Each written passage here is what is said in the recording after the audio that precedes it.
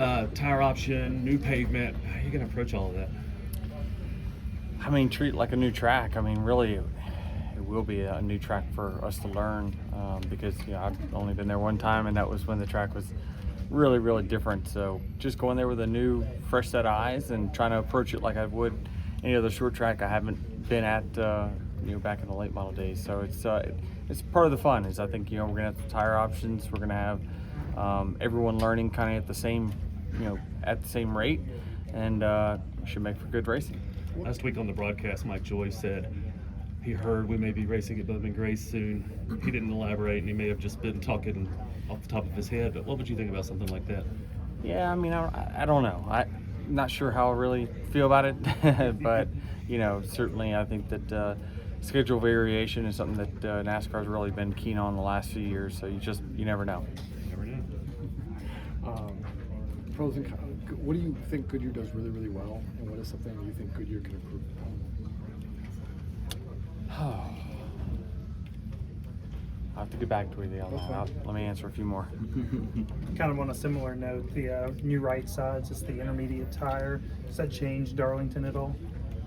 I don't think it changes Darlington. Darlington to me, it's like Kansas. It is what it is, and it doesn't change a whole lot.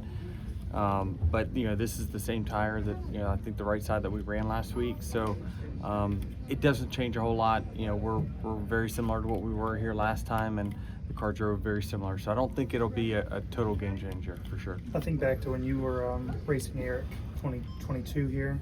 It seemed like that was kind of the obvious sign that we're going to be air blocking here at Darlington too. So I'm curious, one, is that a fair interpretation? But two, should we be running the short track package here, or is it too close that it doesn't really make a difference? Yeah, I don't think it'll make a huge difference. I would argue there's something to be said about the intermediate package. We ran it at Dover as well.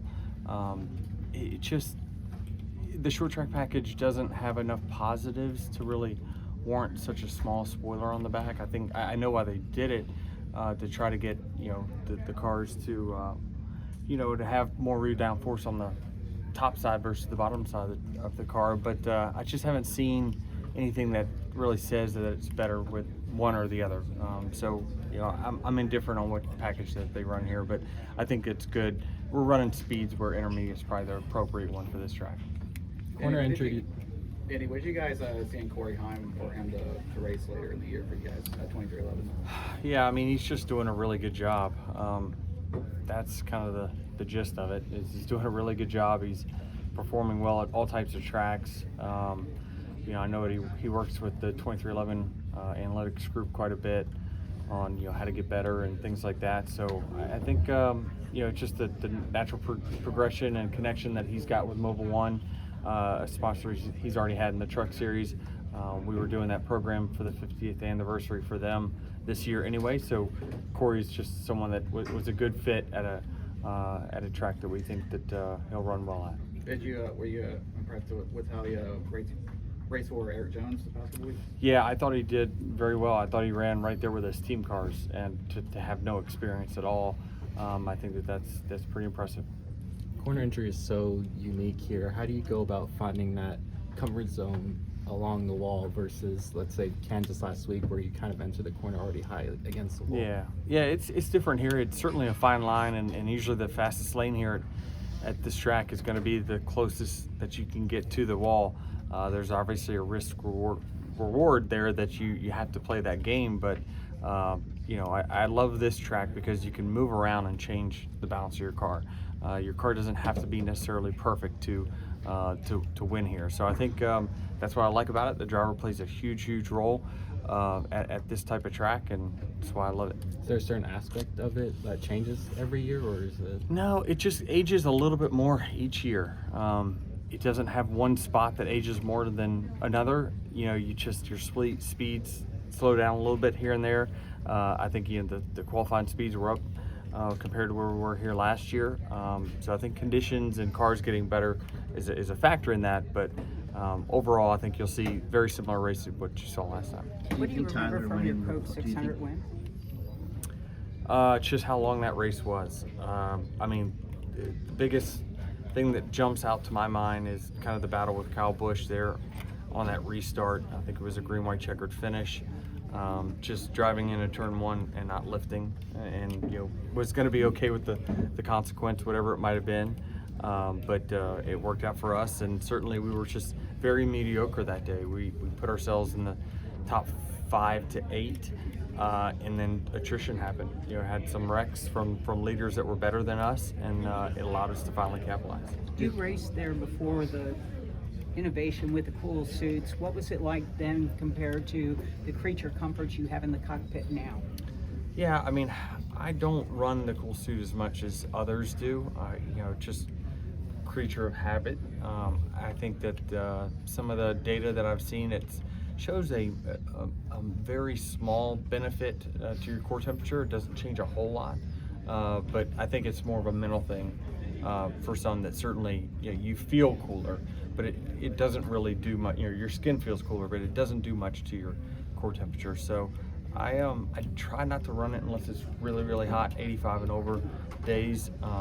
But certainly Chris would have me running it more than what I like to. So I like to try to keep the weight out of the car as much as I can. But it's different. Cars nowadays, certainly I think that if the next gen hadn't made a bunch of changes with cutting holes in the rear glass and the front glass, it was going to be pretty unbearable. But I think now that these cars are probably, the inside temperatures are very similar to what we've had for many, many years. Tyler Reddick winning the pole is a statement by those guys after what was, I think, many would consider disappointing Kansas for that. It was a your disappointing organization. week. It was a disappointing week. It was a long week. We definitely downloaded a lot over the week of what led to that type of performance for those two cars, and think we've got a good grasp on it. So I think everyone's going to be better for it. Sometimes you need those wake-up calls that you got to get better. You're not as good as you think you are. So I think those guys certainly took it to heart, and they're working really hard. I know that they've worked really hard this weekend to get cars that are handling good, and it looks like they've got that. Denny, with the tire option that you've got at North Wilkesboro next week for the All-Star race, what would type of amount of fall off would you like to see between the primary and the other? And if you get that fall off, would you like to have that option in points races? Well, I definitely am in favor of multiple tire options in all types of racing, for sure.